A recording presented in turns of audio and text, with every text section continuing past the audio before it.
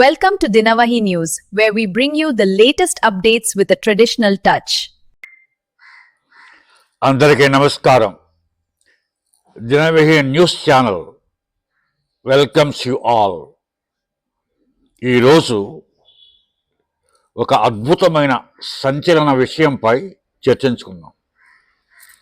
మన భారతదేశంలో ప్రతి రాష్ట్రానికి ఒక రాజధాని ఉంది. కానీ ఏ రాజధాని కూడా నాకు రక్షణ కావాలి మహాప్రభో అని కేంద్ర ప్రభుత్వాన్ని కానీ ఆ రాష్ట్ర ప్రభుత్వాన్ని కానీ అడగలేదు. మన ఆంధ్రప్రదేశ్లో మాత్రమే ఒక కొత్త సంచలనాలకి ఆంధ్రప్రదేశ్ పెట్టింది పేరు, కానీ ఇది కొత్త రకమైన సంచలనం. ఆంధ్రప్రదేశ్ రాజధానిగా సెలెక్ట్ చేసిన అమరావతి పట్టణం నాకు రక్షణ కావాలి మహాప్రభో, నన్ను రక్షించండి అని రెండు చేతులు జోడించి వేడుకుంటోంది. ఆ వేడుకున్న సంఘటన దృష్టిలో పెట్టుకొని కేంద్ర ప్రభుత్వం రాష్ట్ర ప్రభుత్వానికి ఒక సూచన చేసింది. మీ శాసనసభలో ఏకగ్రీవ తీర్మానం, అంటే మా ఆంధ్రప్రదేశ్ రాష్ట్రానికి అమరావతి రాజధాని, దాన్ని ఇక ముందు ఎవరూ మార్చడానికి వీలు లేదు అన్నట్టుగా ఒక తీర్మానం పాస్ చేసి మాకు పంపించండి అని సూచన చేసినందువల్ల మొన్న 28వ తారీఖుని 28 మార్చి 2026 సంవత్సరం నాడు ప్రత్యేకంగా శాసనసభ సమావేశమైంది. ఆ తీర్మానం పాస్ చేసింది. దాంట్లో మళ్ళీ ఇంకో సంచలనం. ఇటువంటి సమయంలో కూడా వైఎస్ఆర్సీపీ 11 మంది సభ్యులు హాజరు కాలేదు. అంటే వారికి రాజధాని మీద ఎంత ప్రేమ ఉంది, ఎంత అభిమానం ఉంది, మళ్ళీ ఒకసారి బయటపడింది. ఇక్కడ మనం తెలుసుకోవాల్సిన విషయం, సరే తీర్మానం అయిపోయింది, తీర్మానం కేంద్ర ప్రభుత్వానికి పంపించారు. రేపు ఏప్రిల్ 2వ తారీఖున ఎప్పుడో కేంద్ర కేబినెట్ ఆమోదిస్తుంట, తర్వాత పార్లమెంట్లో పెడతారట, అది చట్టం అవుతుంది. మంచిది, సంతోషం. అటు అమరావతికి భూములు ఇచ్చిన రైతులు సంతోషపడతారు, ఆంధ్రప్రదేశ్ ప్రజలు సంతోషపడతారు, అండ్ తెలంగాణలో ఉన్న తెలుగు వాళ్ళు, ప్రపంచమంతటా ఉన్న తెలుగు వాళ్ళు కూడా సంతోషపడతారు. కానీ ఇక్కడ ఒక విషయం అందరూ గమనించాలి. ఈ చట్టబద్ధత అమరావతి రాజధానిని కాపాడుతుందా అంటే నమ్మకం లేదు. ఈ చట్టం కాపాడుతున్న నమ్మకం నాకైతే లేదు. ఎందుచేతంటే దానికి కారణం చెప్తా. విధ్వంసకారులు, నిరంకుశవాదులు, వినాశనపరులు, అహంభావులు, అహంకారంతో కూడుకున్న వాళ్ళు అధికారంలోకి వస్తే వాళ్ళకి చట్టాలు ఏమీ అడ్డురావు. వాళ్ళు చేసే పనులకి, వాళ్ళు చేసే అరాచకాలకి చట్టాలు ఏమీ అడ్డురావు. అసలు చట్టాలను వాళ్ళు లెక్క చేస్తే కదా అడ్డు రావడానికి. అదే కదా మనం అనుభవించాం 2019 నుంచి 2024 వరకు. అప్పుడే కదా చట్టాలు అప్పుడు లేవా? అమరావతిని కాపాడడానికి చట్టం లేదా? పోలవరం ప్రాజెక్టుని కాపాడడానికి చట్టం లేదా? లిక్కర్లో కల్తీ జరగకుండా ఉండడానికి, స్కామ్లు జరగడం ఉండడానికి చట్టాలు లేవా? భూములు కాపాడడానికి చట్టాలు లేవా? మైన్స్ని కాపాడడానికి చట్టాలు లేవా? దేనికి చట్టాలు లేవు? అన్నిటికీ చట్టాలు ఉన్నాయి. కానీ ఏ చట్టం కూడా వారిని ఆపలేదు. యథేచ్ఛగా అన్నీ చేశారు వాళ్ళు. ఆఖరికి ఎన్నో వందల కోట్ల భక్తులకు ఆరాధ్య దైవమైన తిరుపతి వెంకటేశ్వర స్వామి దేవాలయంలో కూడా అవినీతిమయం చేశారు.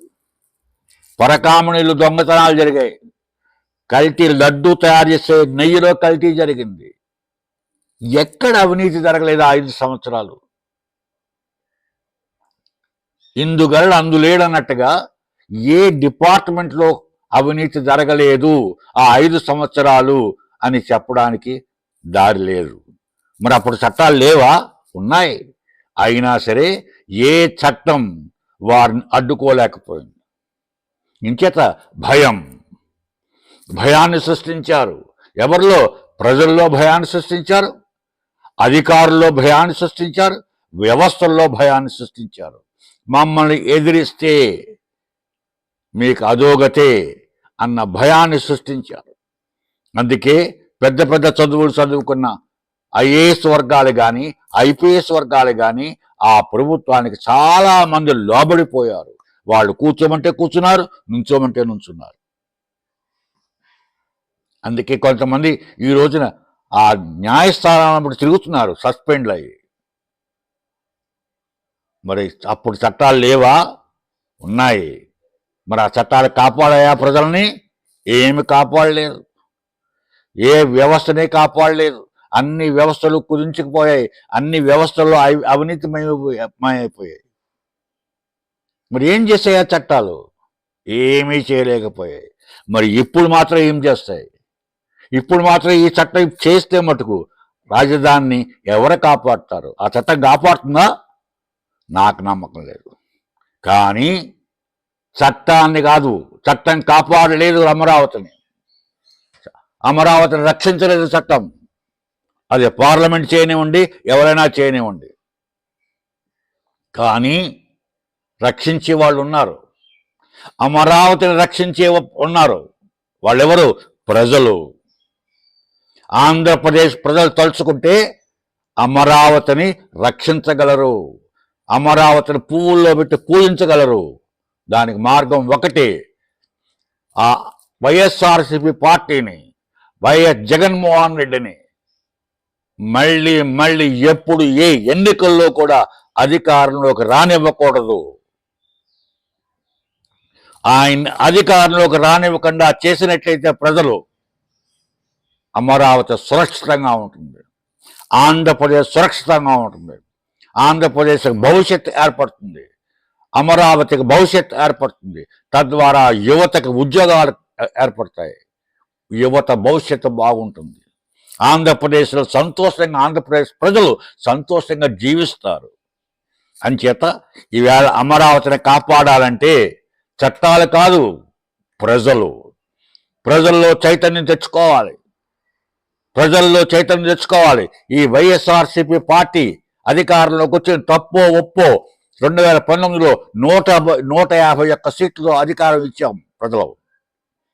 ఆయన ఏం చేశాడు? రాష్ట్రాన్ని 30 సంవత్సరాలు వెనక్కి తీసుకెళ్లిపోయాడు. రాష్ట్రాన్ని 10 లక్షల కోట్ల అప్పులు సముద్రంలో ముంచేశాడు. అటువంటి వ్యక్తిని మళ్ళీ తీసుకొస్తే అమరావతిని సర్వనాశనం చేశాడు, పోలవరం సర్వనాశనం చేశాడు. అటువంటి వ్యక్తిని మళ్ళీ అధికారంలోకి తీసుకొస్తే అమరావతిని రక్షిస్తాడా? రక్షించడు. అసలు అమరావతి జోలికే పోడు. అమరావతి బిల్డింగ్లు ఖాళీ చేస్తాడు, అవన్నీ పాడుబడేటట్టు చేస్తాడు. మరి ఏం చేయాలి? అందుకే అమరావతి చట్టం రాజధానిని మార్చడు, కానీ రాజధానిలో ఉన్న ఏ బిల్డింగ్ను ఉపయోగించడం ఖాళీ చేస్తాడు మొత్తం బిల్డింగ్ అన్నిటిని. ఆఖరికి సచివాలయాన్ని కూడా ఖాళీ చేస్తాడు. అక్కడ జరపడు సచివాలయ మీటింగ్స్, అక్కడ జరపడు అసెంబ్లీ మీటింగ్స్.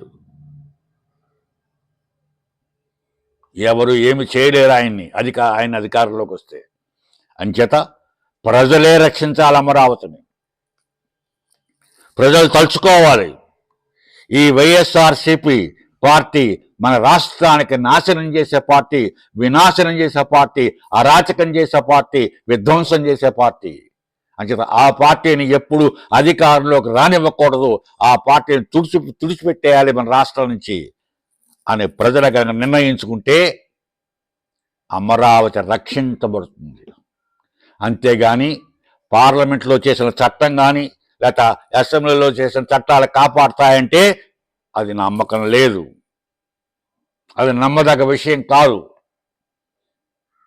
ఏ చట్టం కూడా నియంత ముందు పనిచేయదు, ఏ చట్టం కూడా అహంభావం ముందు పనిచేయదు, ఏ చట్టం కూడా విధ్వంసకారుడు ముందు పనిచేయదు, ఏ చట్టం కూడా వినాశనం చేసే వ్యక్తి ముందు పనిచేయవు.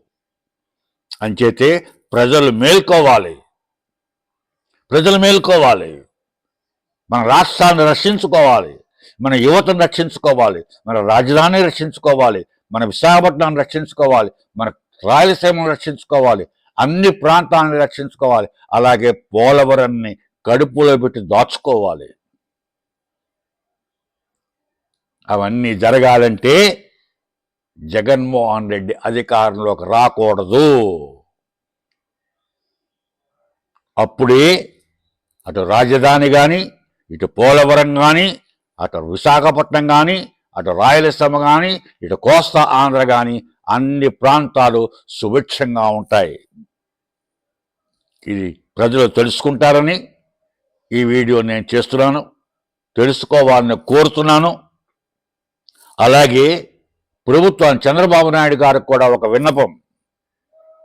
ఇది మీరేదో చట్టాలు చేసేస్తే రాజధాని రక్షింపబడిపోతుంది. మీరు మొన్న అన్నారు ఇక అమరావతిని ఎవరు టచ్ చేయలేరు అని. ఎలా చెప్తారండి చంద్రబాబు నాయుడు గారు టచ్ చేయలేరని? చేశారు కదా, 2019 నుంచి 24 వరకు చేయలేదా? అప్పుడు చేయలే, అప్పుడు అమరావతిని టచ్ చేయలేదు. ఆయన టచ్ చేయకడే నాశనం చేస్తాడు. ఇప్పుడు అలాగే టచ్ చేయకడే నాశనం చేస్తాడు ఆయన అధికారంలోకి వస్తే. అంటే ముందు ఆయన అధికారంలో రాకుండా ఆలోచించాడు ఏం చేయాలో. అంతేగాని మీరు చట్టాలు చేసినంత మాత్రం అమరావతిని కాపాడలేరు. అందుకే 2029 ఎలక్షన్ అంటే ఒక సంవత్సరం ముందు ప్రతి గ్రామాన ఆ పార్టీ అధికారంలో రాకూడదు అన్న విషయం ప్రజలకు తెలియపరచడానికి ప్రతి గ్రామాన మీటింగులు పెట్టించండి. చదువుకున్న కుర్రాళ్ళని సెలెక్ట్ చేయండి, మంచిగా మాట్లాడి వక్తలను సెలెక్ట్ చేయండి.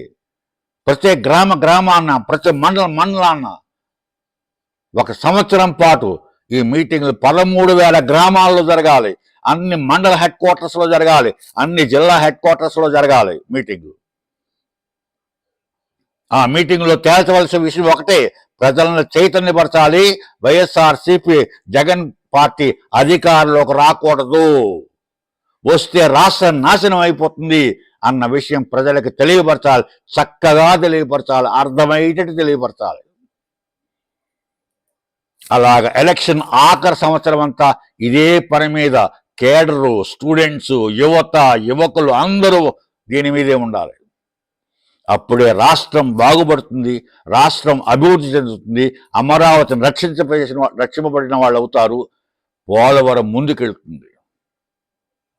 అలా చేస్తారని చంద్రబాబు నాయుడు గారు ఈ వీడియో చూసి ఆ విధంగా నిర్ణయాలు తీసుకుంటారని ఆశిస్తున్నాను, కోరుతున్నాను.